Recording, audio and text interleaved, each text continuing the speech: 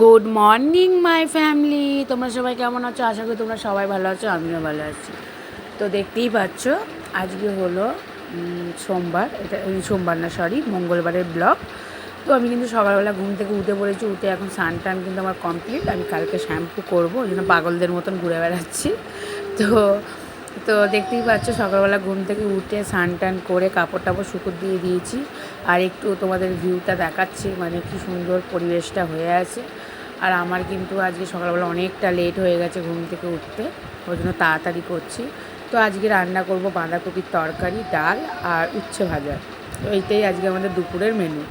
তো এইদিকে মেয়ে কিন্তু ঘুমাচ্ছে, ছেলে কিন্তু পড়তে চলে গেছে। তো ওইদিকে আমি রান্না করতে করতে তারপরে আমার কিন্তু রান্না কমপ্লিট হয়ে গেছে, কারণ তোমাদের সাথে রান্নাটা আমি শেয়ার করতে পারিনি, খালি কী মেনুটা করবো ওইটাই তোমাদের সাথে শেয়ার করলাম।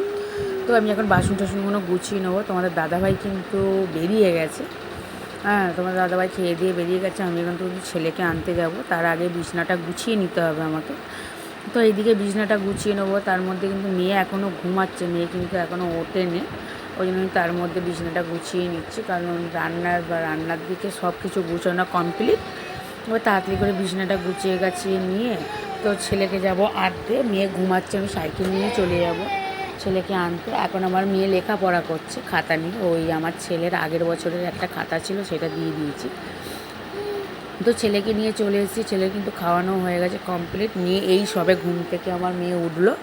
তো আমি তাড়াতাড়ি করে ওকে রেডি করে দিচ্ছি। আমি ছেলেকে যখন আনতে যাই তখন আমি একেবারে রেডি হয়ে যাই। তো ওকে খাওয়ানো হয়ে গেছে, স্নান করানো হয়ে গেছে, একদম রেডি। তো এবার আমি বেরিয়ে পড়বো স্কুলের দিকে, কারণ অনেকটা লেট হয়ে গেছে। তো আমি চলে এসেছি এখন টোটোতে, দেখতেই পাচ্ছি আমি টোটোতে এখন বসে রয়েছি। তো এখন স্কুলে যে ওকে গিয়ে দিয়ে এসে আমার কিন্তু কাজ আছে, অনেক অনেক কাজ, মানে ঘরটা ঝাঁট দেওয়ার আছে আর বাসনটা মাজার আছে, কারণ বাসনগুলো আমাকে মাজতে হবে তাড়াতাড়ি। তারপর মেয়েকে স্নান করানোর আছে, কারণ শরীরটা কদিন ধরে ভালো নেই, কারণ আমার মানে আমি হেঁটে হেঁটে আসছি বলে হাত পা গা হাত পা ভীষণ ব্যথা, মানে শরীরটা মানে একটু জ্বর জ্বর ভাব লাগছে।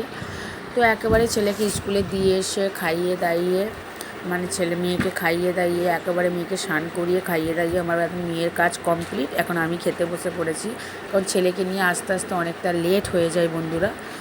তো প্রায় 3টে সাড়ে 3টে বেজে যায়, একটু হজমের প্রবলেম হয়ে যায়, ওই জন্য আমি তাড়াতাড়ি করে খেয়ে নিয়েছি, ভীষণ খিদে পেয়ে উঠছিলো।